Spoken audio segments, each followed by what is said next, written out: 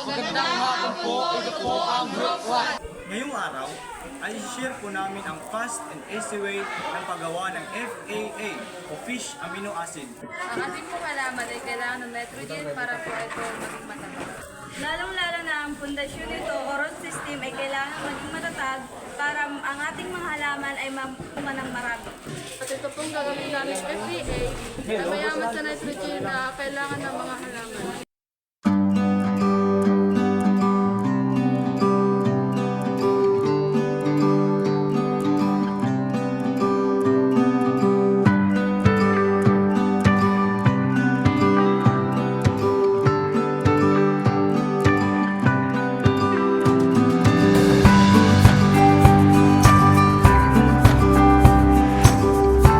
Kami po ay nagsimula sa pagkuha ng hasang at bituka ng isda. Supposedly, yung bituka at hasang po talaga ang gagamitin sa paggawa ng FAA o Fish Amino Acid, at makikita ninyo marami yung ginamit namin isda. Yung hasang ay separately nilagay namin sa isang bowl.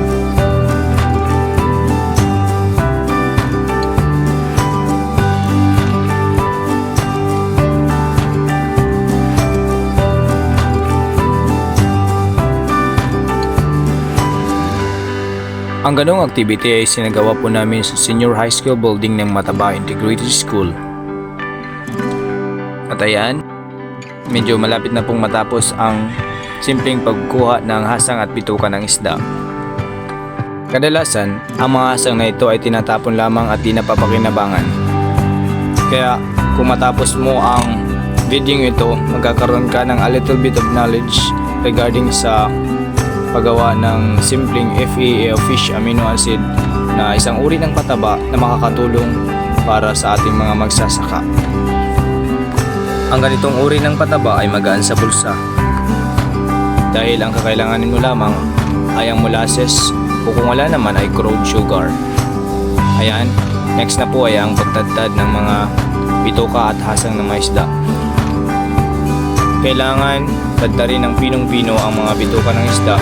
The purpose kung bakit tinatadad ito para mas marami yung juice na makukuha mixed with molasses or crude sugar. Paalala sa mga bata, huwag gagayahin ang ganitong activity sa inyong bahay.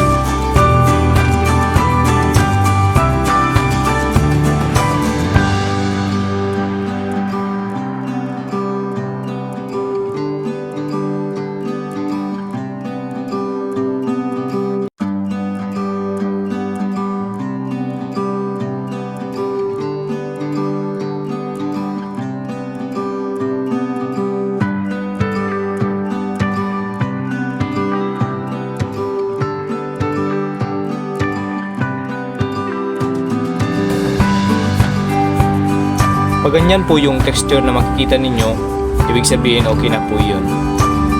At pagkatapos ay ilipat ito sa isang malinis na plastic para po ito ay timbangin. At ang sukat po ng pagtitimbang ay 1:1. Ang ibig sabihin, kung gaano karami yung tinatad na isda, ay ganoon rin yung molasses. Matapos itong timbangin, ay kailangan ipaghalo sa isang malinis na bowl.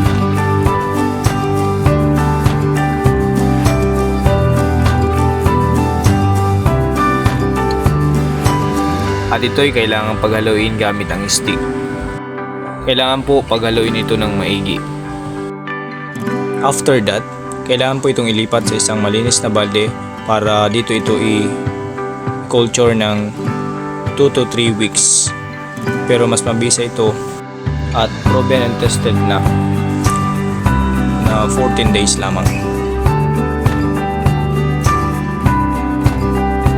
At pagkatapos ay kailangan itong takpan ng isang malinis na Manila paper. Kailangan secure dito at hindi mapapasokan ng langgam dahil ang ginamit na molasses ay matamis. To secure na hindi talaga makapasok ang langgam,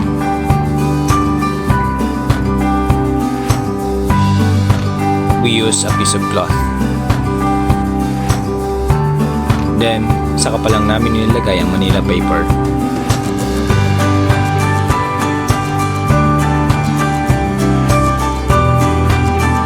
Pagkatapos ito ay tatalian.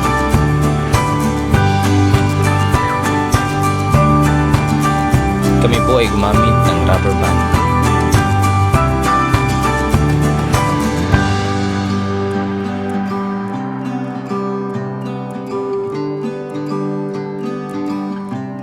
To end our activity, we cleaned our area.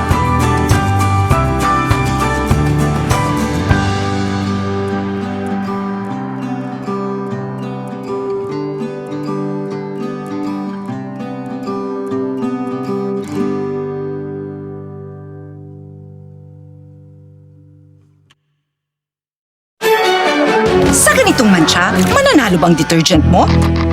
Kaya ng Ariel Tripid! Mas tanggal ang matinding mantsa kesa sa iba. Ariel wins! Ariel Tripid! Up to 3 times washes! Make snack time more fun with your kids' favorite Chucky. Now in a fun new look. The #1 ready-to-drink Choco. Perfect for making snack time Chucky time. My chocolatey body. New Tang na mas pinasiksik sa vitamin C, D, and zinc. Para tulungan silang maging strong at ready. New Tang na siksik sa vitamin C, D, and zinc. Then after 2 weeks, amin na po itong hinarvest. Ang una po namin ginawa ay binuksan namin ang aming kinulture na FAA.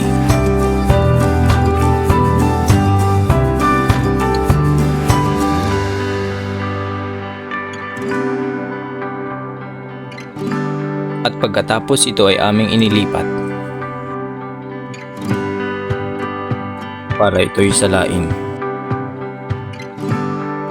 Pagkatapos ito'y aming inilipat muli sa isang bote.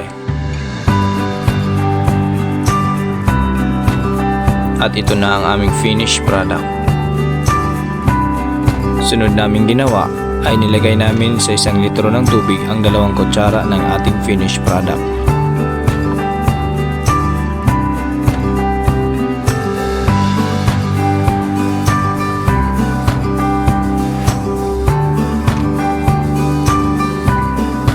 Ang huli naming ginawa ay ang pagbibinyag.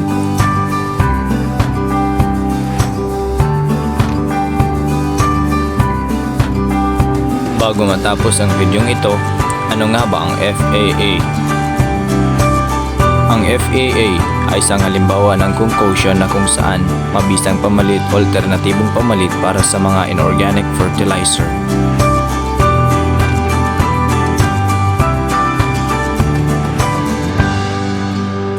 I hope na may natutunan kayo sa videong ito. Maraming salamat.